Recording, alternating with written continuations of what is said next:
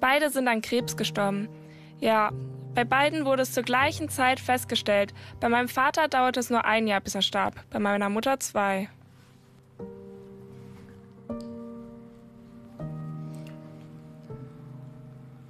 Als sie mir mitteilten, dass sie gestorben ist, fing ich sofort zu weinen an. Ich fühlte mich auf einmal vollkommen alleine. Was mache ich mit der Wohnung? Gehört alles in der Wohnung jetzt mir? Nein, das wollte ich nicht. Was sollte ich damit? Wie würde es mit mir in Zukunft weitergehen? Ich war plötzlich ganz allein. Ich hatte diesen einen Wunsch. Ich wusste nicht, ob es vielleicht eine gehörlose Familie gibt. Ich dachte, egal wo, ob am anderen Ende der Welt, Hauptsache in eine Familie kommen, wo Nähe und Wärme ist.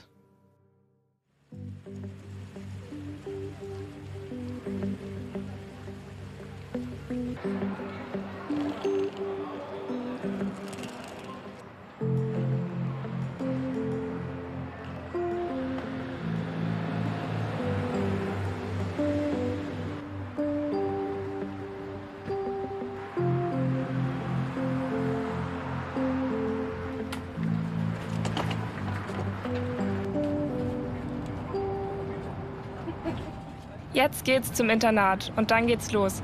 Wie ein neuer Anfang. Ja, es ist der erste Tag. Ich bin sehr gespannt. Nun wird's ernst in Essen. Vorher war das bei mir immer nicht so präsent. Unter dem Motto, ach, mit der Schule in Essen, das dauert noch lange. Und jetzt ist es ernst. Sogar heute und nicht erst morgen. Ich bin in 10 Minuten da. Das ging doch echt schnell.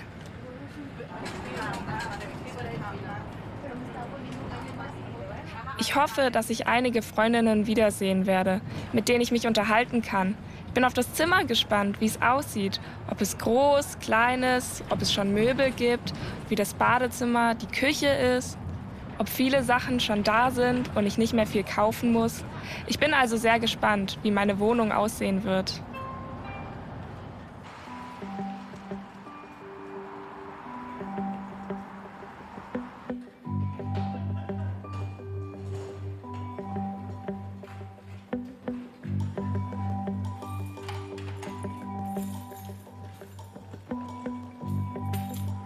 Schön.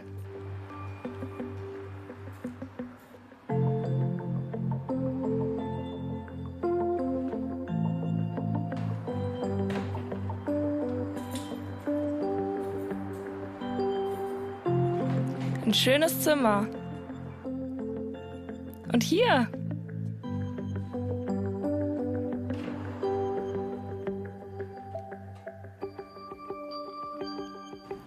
Als meine Eltern nicht mehr da waren, war es danach eine wirklich schwere Zeit. Ich bin in verschiedene Wohnungen umgezogen. Alle 2, 3 Monate war dann wieder ein Wechsel. Ich war bei vielen Freundinnen von meiner Mutter untergebracht. Hier ist jetzt mein neues Zuhause für die nächsten 3 Jahre. Das ist lang, ja.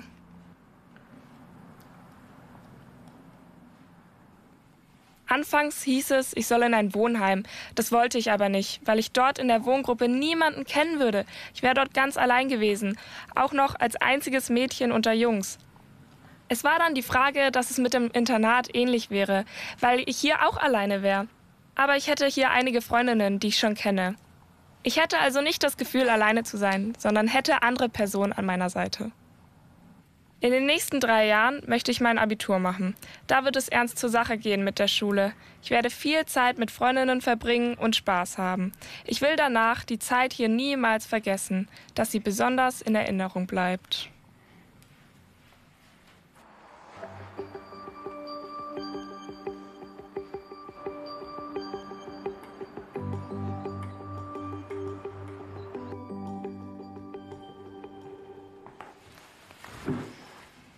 Das wird jetzt hier meine erste Nacht. Aufregend. Ich glaube, ich werde gut schlafen. Die Matratze fühlt sich gut an. Den Bettbezug habe ich mitgenommen, damit es mich an mein Zuhause erinnert. Ja.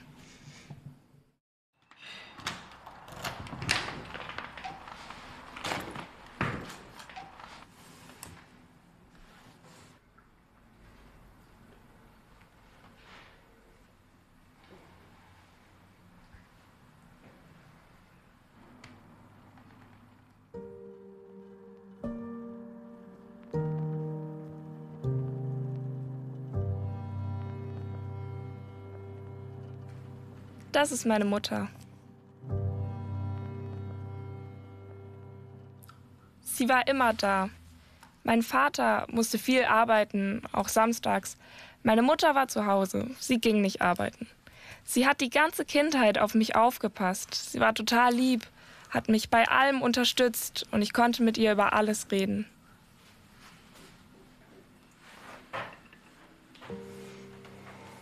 Das ist mein Vater.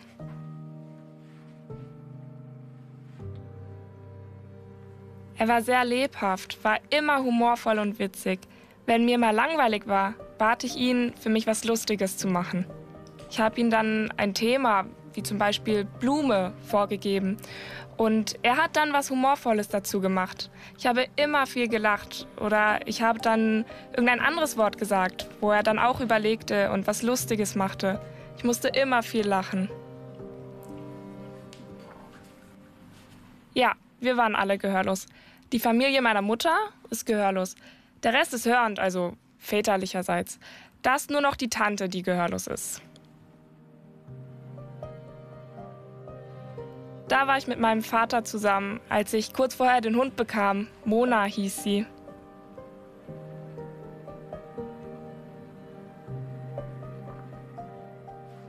Nach dem Tod meiner Eltern kam der Hund zu meinem Onkel. Ich wollte nicht, dass er weggegeben wird.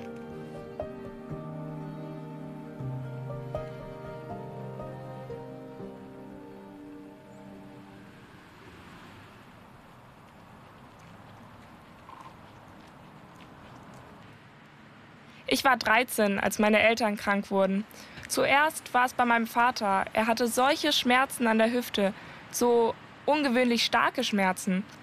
Ich wunderte mich. Anhand der Bilder stellte der Arzt schwarze Stellen fest. Die Diagnose war dann Krebs. Bei meinem Vater kam die Diagnose sehr schnell und er sagte es mir dann. Es dauerte nicht lange, bis er starb. Er war noch 4 Monate im Krankenhaus und ich konnte ihn nicht sehen. Und zur gleichen Zeit bekam meine Mutter auch die Diagnose. Anfangs wusste ich nicht, was es ist. Sie wollte es mir nicht sagen. Ich merkte aber, dass sie anders ist und auch ihr Verhalten. Ich spürte das. Aber sie wollte es nicht sagen. Es verlief sehr langsam, deshalb merkte ich anfangs auch nichts. Erst später. Sie bekam dann eine Chemo und da war klar, was es bedeutet. Krebs.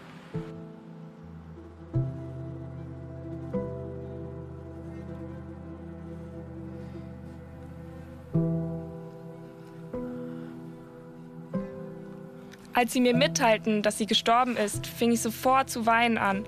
Ich war plötzlich ganz alleine. Was mache ich mit der Wohnung? Gehört alles in der Wohnung jetzt mir? Nein, das wollte ich nicht. Was sollte ich damit? Wie würde es mit mir in Zukunft weitergehen? Würde ich in der Wohnung bleiben können oder zu meinem Onkel kommen? Zu ihm hatte ich damals wenig Kontakt. Deshalb wusste ich nicht, zu wem ich gehen und übernachten werde.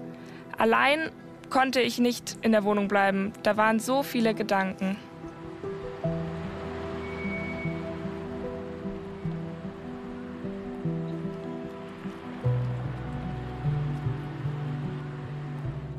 An dem Abend, kurz nachdem meine Mutter ins Krankenhaus gebracht wurde, klingelten Leute vom Jugendamt an der Tür. Ich machte auf und sah nur sprechende Leute und verstand nichts. Sie zeigten mir ihr Handy mit dem Dolmetschdienst Tess. Dann verstand ich, worum es ging und dass das Jugendamt nun tätig werden würde. Sie sagten sofort, dass ich nicht alleine in der Wohnung bleiben kann, weil ich ja erst 14 bin und damit zu jung. Sie gingen dann. Danach kam auch noch ein Sozialarbeiter, der mich besuchte und auf mich aufpasste. Das war sehr mühsam, trotzdem hat es gut geklappt, sodass ich die Nacht gut überstand. Ich musste damals der Polizei, die auch da war, verschiedene Telefonnummern von meinem Onkel und der ganzen Familie geben. Sie sagten, ich solle ihnen von sämtlichen Familienangehörigen alle Telefonnummern geben. Das tat ich dann auch. Danach telefonierte die Polizei herum. Davon bekam ich aber nichts mit, also wie das Jugendamt und die Polizei was überlegten. Am nächsten Tag kam die Nachricht von meinem Onkel, dass ich bei ihm schlafen würde. Ich musste dann Koffer packen, weil ich abgeholt wurde und zu ihm kam. So ging's weiter.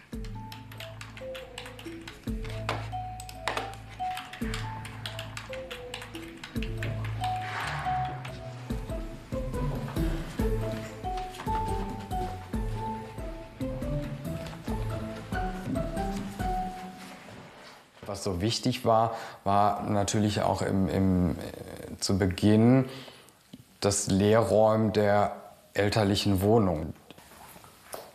Mit 16 zu entscheiden, löse ich die Wohnung auf und was behalte ich und was behalte ich nicht, natürlich noch mal wesentlich schwieriger. Und Rona hat aber auch zu Beginn sehr klar kommuniziert: Herr Breuer, ich gehe nur mit dir alleine in die Wohnung. Da soll niemand mitkommen. Und am Ende haben wir die Wohnung leergeräumt gemeinsam. Wir haben viele Sachen mitgenommen, die Rona behalten wollte. Und sie hat es auch gut gemacht.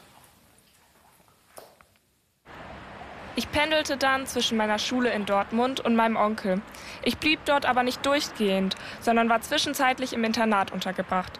Das lief ganz gut und am Wochenende war ich dann wieder bei ihm. So ging das hin und her. Aber ich war nicht nur dort untergebracht, sondern auch bei verschiedenen Freunden meiner Mutter.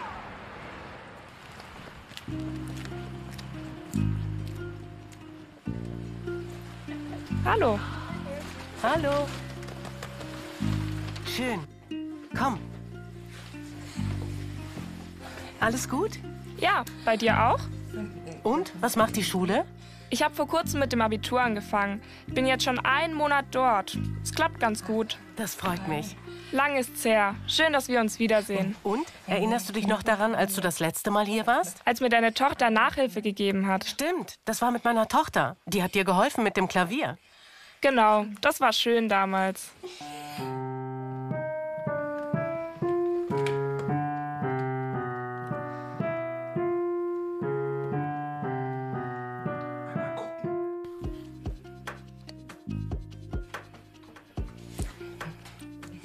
Erst wollte ich's nicht, hab's dann aber später doch gekauft. Genau. Und ich habe noch gesagt, kauf es dir. Da waren wir viel shoppen.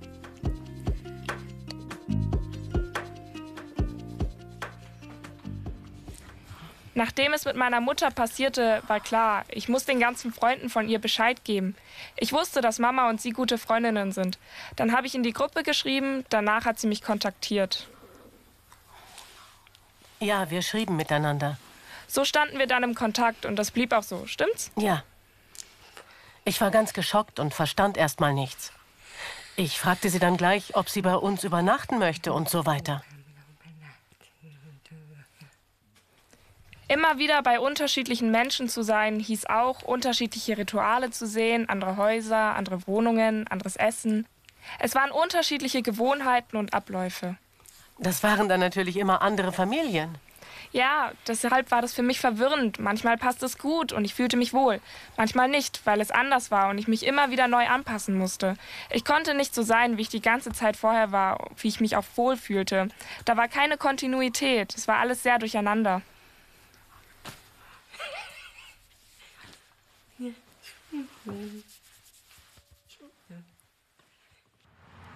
Damals war ich 15 Jahre alt, also noch sehr jung. Ich musste dann aber komplett selbstständig sein. Auch in der Zeit, als mein Vater im Krankenhaus war, musste ich viel helfen. Ich fühlte mich wie 30, also wie erwachsen. Später musste ich mich auch um verschiedene Briefe kümmern und mitentscheiden. Zum Beispiel, ob meine Eltern ein richtiges Grab bekommen oder eine Urne und welche Farbe sie haben soll. Solche kleinen Sachen. Es waren einfach viele Sachen, die ich mitentscheiden und wo ich meinen Wunsch äußern musste. Das war sehr schwer. Ich musste auf einmal erwachsen sein. Also als ich eingestiegen bin, hatte Rona bei dem Onkel gewohnt. Es war aber klar, dass das nur eine Übergangssituation oder eine Übergangslösung sein kann in der Situation und dann eine neue langfristige Lösung gesucht werden musste. Und genau, dann gab es erst die Idee einer Wohngruppe hier in Essen, eine Wohngruppe eben auch für gehörlose Kinder und Jugendliche.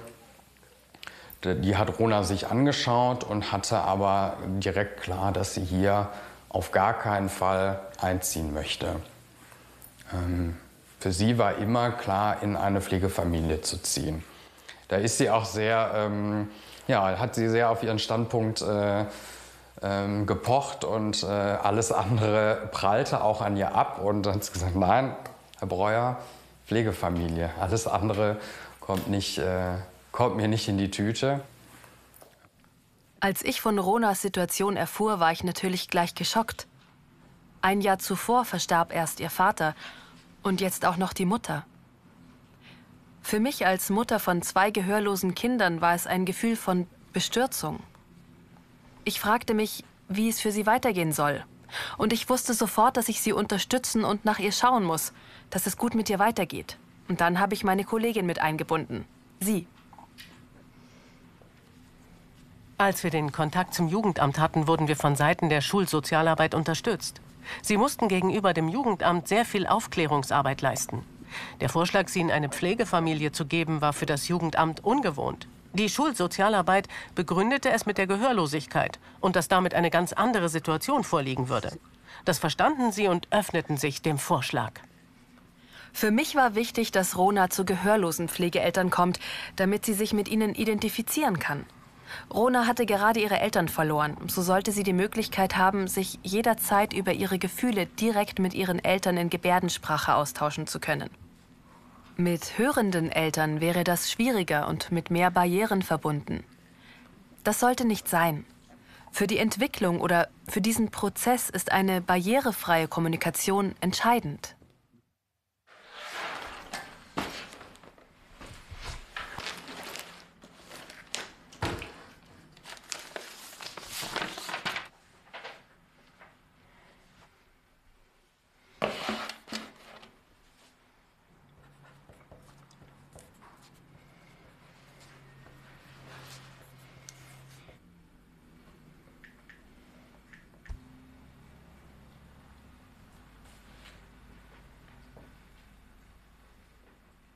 Ich habe hier viel Ablenkung, was gut ist, weil ich dann weniger an meine Eltern denken muss.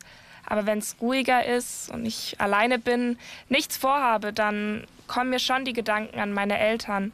Ich habe auch Fotos dort hängen, damit ich sie nicht vergesse. Ich hatte diesen einen Wunsch, an dem ich auch festgehalten habe. Vielleicht würde es ja doch klappen. Ich wusste nicht, ob es vielleicht eine gehörlose Familie gibt. Anfangs dachte ich, egal wo. Ob am anderen Ende der Welt. Hauptsache in eine Familie kommen, wo Nähe und Wärme ist. Das war mir das Wichtigste und worauf ich gehofft habe. Anfangs hatte ich einen Vormund. Ich kannte ihn nicht und er war hörend. Das Jugendamt hatte ihn bestellt. Wir trafen uns dann und er war sehr nett. Die Kommunikation ging übers Schreiben. Er wusste nichts über die Welt der Gehörlosen. Wir schrieben also, was ganz gut klappte. Dort wollte ich erst einmal bleiben. Er gab sich sehr viel Mühe. In Sachen Gehörlosigkeit hat er viel nachgelesen. Er akzeptierte auch meine Stimme. Er hat sich um mich gekümmert. Ich bin ihm wirklich sehr dankbar. Und so haben wir uns dann auf die Suche gemacht nach einer Pflegefamilie. Da habe ich festgestellt, muss ich sagen, dass die Gehörlosenwelt ja, eine sehr vernetzte und enge Community ist und viele kennen sich untereinander, sind sich irgendwo schon mal begegnet oder haben zumindest den Namen schon mal gehört, sodass durch die Schule von Rona, die LWL Realschule in Dortmund, gut aufgefangen worden und hatte dort Lehrerinnen und die Schulsozialarbeiterin, die ja, wirklich mit Rat und Tat zur Seite stand und mit mir auch gemeinsam überlegt hat, wo können wir in der Community nachfragen, wer kennt vielleicht wen, der Lust hat, eine Pflegefamilie aufzunehmen. Eine Pflegefamilie wurde dann recht schnell gefunden. Nach einigem Herumfragen klappte das. Aber bis Rona zu den Pflegeeltern konnte, dauerte es nochmal. Das dauerte lange. Die Schulsozialarbeiterin sagte mir gleich, dass es ein halbes bis ganzes Jahr dauern würde. Ich konnte mir das gar nicht vorstellen. Aber sie hatte mit dem Prozedere schon Erfahrung. Sie erklärte mir auch, dass es zum einen viele Fälle gibt und dass es Zeit braucht, bis Pflegeeltern und Kind zueinander finden. Dafür braucht es Gespräche. Und zu guter Letzt müssen die verschiedenen Stellen sich immer wieder miteinander treffen und austauschen. Das war mir nicht klar. Also dauerte es seine Zeit und am Ende konnte Rona zu ihren Pflegeeltern. Eigentlich hatten wir uns nur zweimal kennengelernt. Das war nur zweimal und ich habe mich gleich für sie entschieden. Ich zog dann sofort zu ihnen und war total aufgeregt. Wollte wissen, wie es dort aussieht. Natürlich auch mein Zimmer, welche Farbe es hat und wie die Möbel sind. Ich war sehr aufgeregt. So einen Umzug hatte ich vorher noch nicht. So ganz alleine in eine neue Familie. Ich war total gespannt. Und dann ging alles weiter.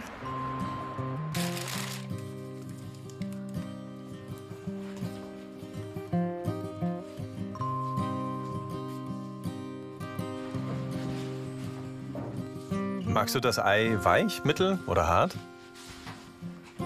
Ich mag es weich, aber nicht zu weich, sondern normal. Und das Salz nicht vergessen. Bei 7 Minuten wird es etwas härter, glaube ich.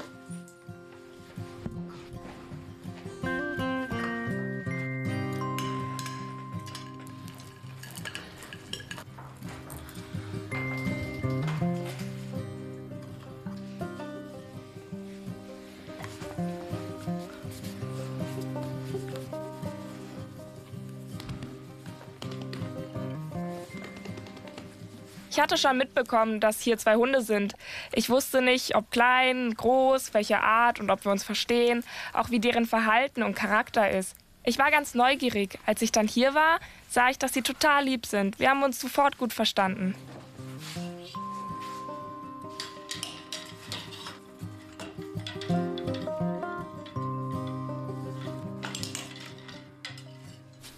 In meiner Familie, wo ich aufgewachsen bin, gab es andere Gewohnheiten und Strukturen.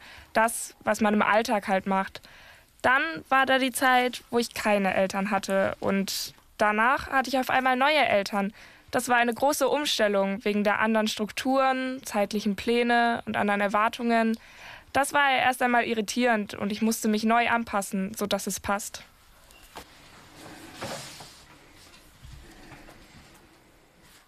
Meine Pflegeeltern habe ich innerhalb eines Monats nur 2-mal kennengelernt und mich gleich für sie entschieden. In einer Familie ist man ja auch sehr nah und hat eine enge Beziehung. Aber ich kannte die beiden noch nicht so gut. Sie sind ja meine Eltern, aber wie nah ist man dann? Das war schwer für mich und man musste erst mal zueinander finden. Sie kannten mich ja auch noch nicht und wie ich aufwuchs. Ich bin ihnen noch nicht vertraut. Sie hatten viele Fragen.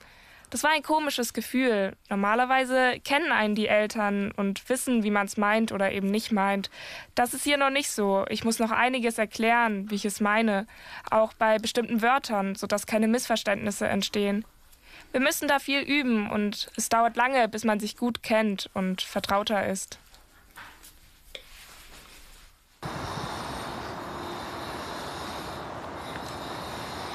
Also genau, nochmal die Frage, wie ist sie angekommen? Ich glaube gut, wenn sie da auch schon erste Kontakte hat. Rona hat schon ein paar Freundinnen. Zum Beispiel war vor ein paar Wochen, ich glaube, das war vor 3 Wochen, da gab es dieses Sportfest für Gehörlose in Recklinghausen. Rona wollte dabei sein. Klar, ich wollte sie da auch unterstützen. Erst wollte sie mit dem Zug fahren, aber ich dachte, ach was, wir fahren. Und sie wollte abends auch noch feiern. Ich wusste ja, dass es auch gut ist, wenn sie was mit ihren Freundinnen macht. Für mich war es vor Ort dann okay. Aber das Wichtige war, dass Rona ihren Spaß hat. Rona, du bist an der neuen Schule angekommen. Magst du mir ein bisschen erzählen, was du wie du da angekommen bist, was du schon so erlebt hast? Als ich am ersten Tag dort in die Schule kam, war ich sehr aufgeregt. Ich wollte wissen, wie alles aussieht, wie die Schule ist, wer in meiner Klasse ist und welche Lehrkräfte wir haben werden und ob sie gut oder schlecht gebärden. Vorher bekam ich schon ein paar Erzählungen darüber mit, dass sie schlecht gebärden sollen.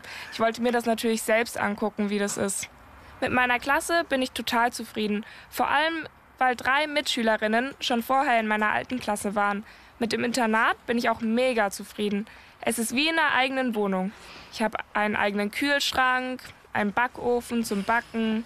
Ich habe eine eigene Küche und ein Wohnzimmer, wo der Fernseher zwar kaputt ist, aber das ist mir egal. Jeder hat sein eigenes Zimmer und die Wände sind schon gestrichen. Die Bäder sehen auch gut aus.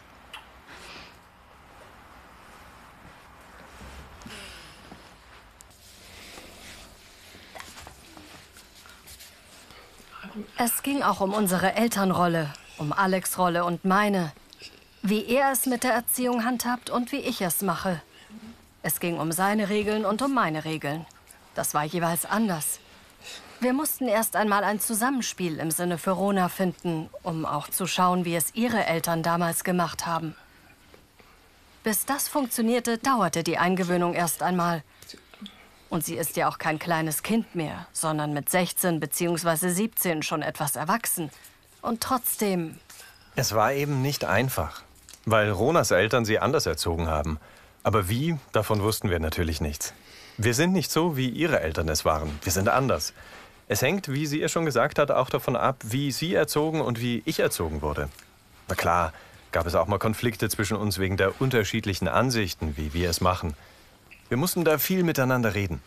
Wir haben uns da auch ein Stück weit neu kennengelernt. Ja, das stimmt. Er in seiner Rolle und ich in meiner Rolle. Es war nicht einfach so, da sind wir nun als Paar mit Hunden und einem Kind. Nein, wir haben uns gegenseitig in der Rolle als Vater Ja, und Mutter das neu stimmt. kennengelernt und wahrgenommen. Da mussten wir uns gemeinsam erst einmal einspielen. Ja, das stimmt.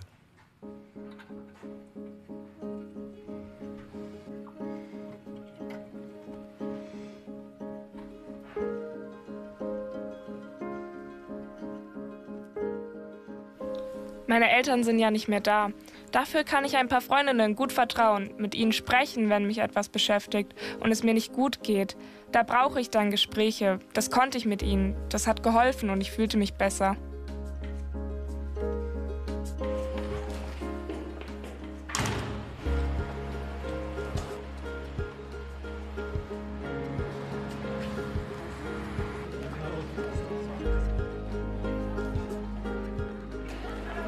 Oh, schau mal. Die sind schön. Die will ich haben. Was? 2000 Euro? Oh, was?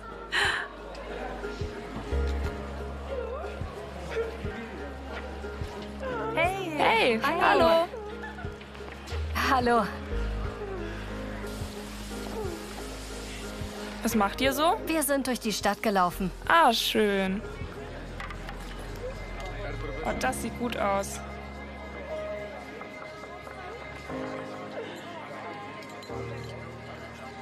Das ist so schön, mit ihnen zusammen zu sein.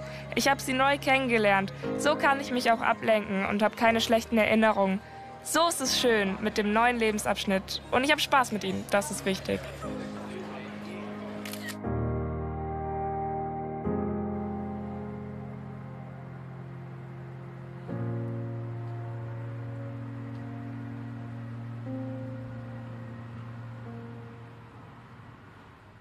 Immer wenn ich hier auf dem Friedhof bin, ist es ein anderes Gefühl. Hier zu sein fühlt sich so an, als wären meine Eltern da, als stünden sie neben mir. Ich spüre dann diese Nähe. Wenn ich hier bin, dann kann ich viel nachdenken, was wir früher so gemacht haben. Wenn ich woanders bin, denke ich nicht daran. Vielleicht an meine Eltern, aber nicht weiter. Hier habe ich Zeit zum Nachdenken. Da sind keine Hausaufgaben oder Stress im Kopf. Dann ist alles weg. Es ist wie eine Therapie. Ich möchte meinen Eltern sagen, dass ich sie stolz machen möchte und dass ich Erfolg haben werde. Das möchte ich ihnen zeigen. Sie sollen von oben auf mich herunterschauen und sehen, dass es mir gut geht. Das möchte ich.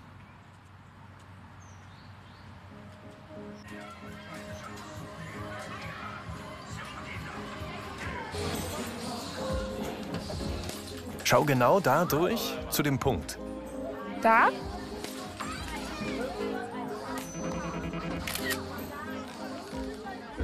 Toll!